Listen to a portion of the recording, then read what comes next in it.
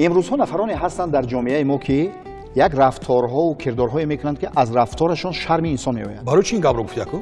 انا این صحنه‌ای که این لحظه پیشکشی تماشابینان میگردانیم در انا همین موضوع است. کنی تماشا کنیم. مرحبا.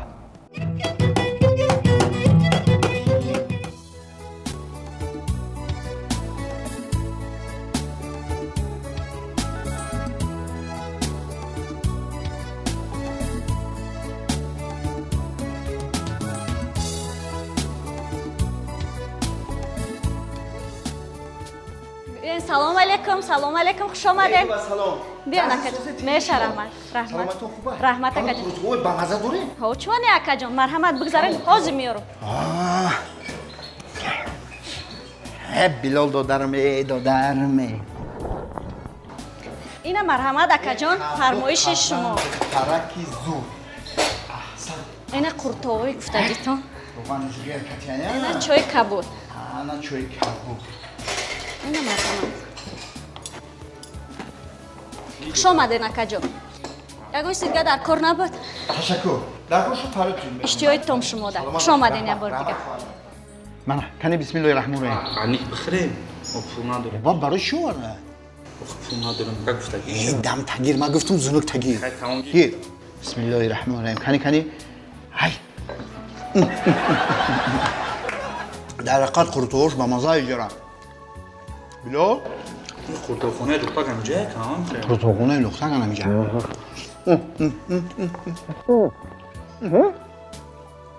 چه جزره؟ مزه ها؟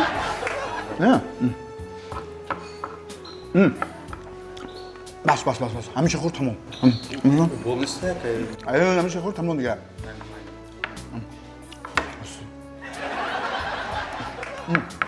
خیلی کن. همینجا اینجا بیا.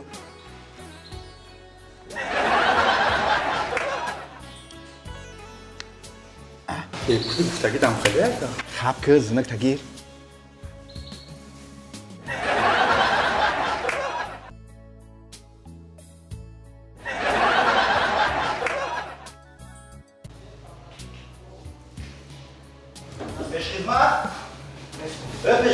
لابا اکا جان.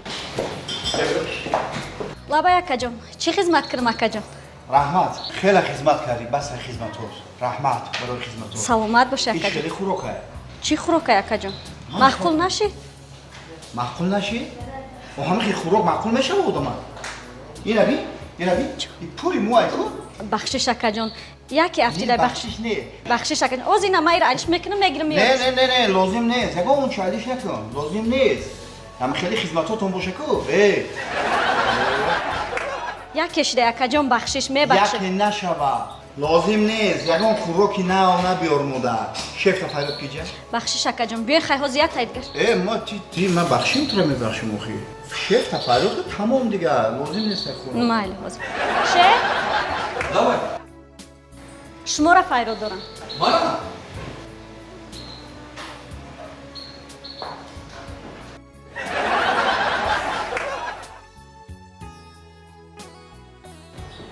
های زبانو.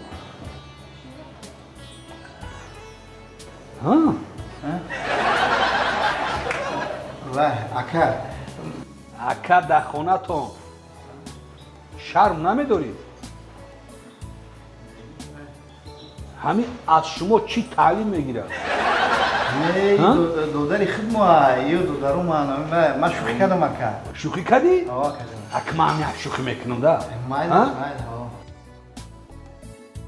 حقی پیش خدمت پرداخت میکنی؟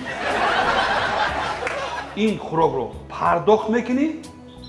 اگر یکم چیزی دیگه باشه باز پرداخت میکنی. فهمیدی؟ ها؟ آه.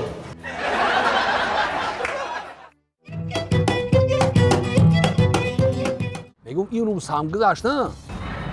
گذشت. کمی روزگار چیست؟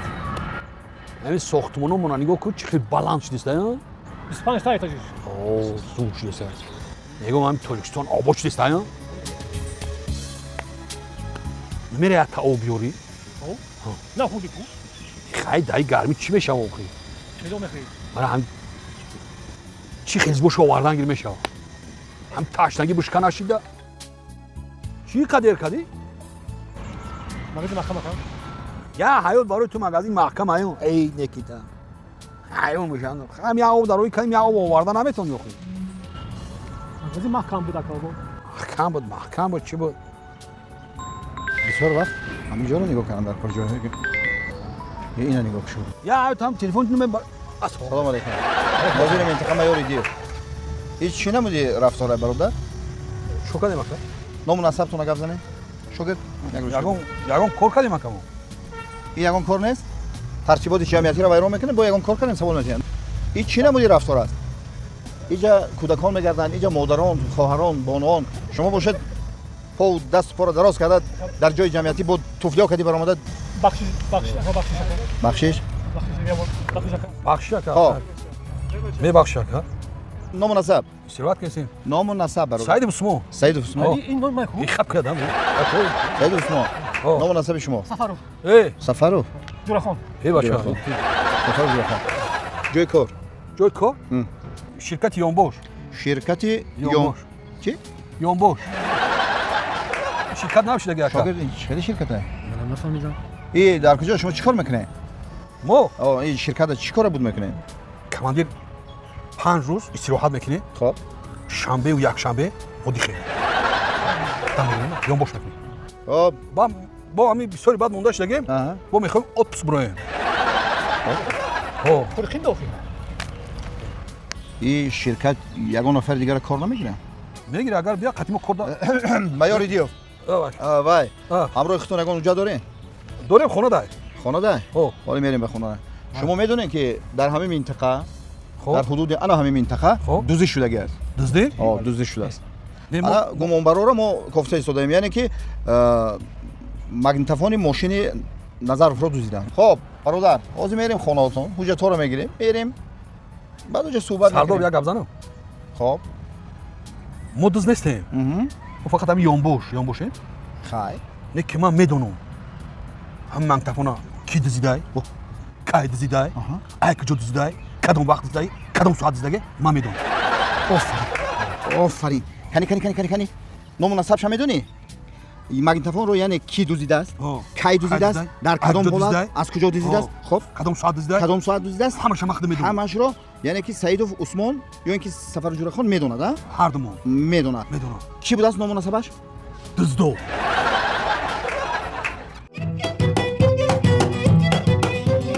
تماشاچیان عزیز برنامه تلویزیونی شکرخند از مؤسسه دولتی تلویزیونی سفینه دوام دارد این بخش برنامه ما باشد گفتن لطیفه ها است البته لطیفه ها را از شما سر بکنیم مایلش تا سخن دوست شکستن گردن دشمن شد البته یک مرد در نزد دکانی سمبوسه فروش می ایستد هر باره که سمبوسه رو یک گاز میگیرن ابله و یک گاز میگیرن نابکاره بیعقلی هر گپ هر دشنموی قبیح میکنه بعد این سمبوسه فروش خیلی نظر میکنه بعد میگه ای برادر کی را داشتم کده ایستاده چی غوزه داری در دلت که میگه مخت کار ندارم اکا اویلا ما میگم میگه اویلت سمبوسه فروشه میگه نه اخی اما خونه در هر باره که میگم سمبوسه کن میگه مردک گوش بیار سمبوسه کنم مردک گوش بیار سمبوسه کنم اوی نمیشیده کو با پیاز هم میشیده کو چه پیاز بده شما درباره سمبوسه گپ زدید من همین سیخ کباب به یادم رسید خب یک جوان زیبا همراه معشوقش در باغ سیر و گشت میکرد ناگاه با پیش یک سیخ کباب میگذارن که بوی طعمی همون سیخ کباب به دماغ معشوقش میرسه معشوقش میگه جدا هم بوی زیبا جدا هم بوی بامزه و این جوان زیبا میگه معقول شد میگه ها معقول شد بوی طعمی بامزه نباشد یک بار دیگر بگذاریم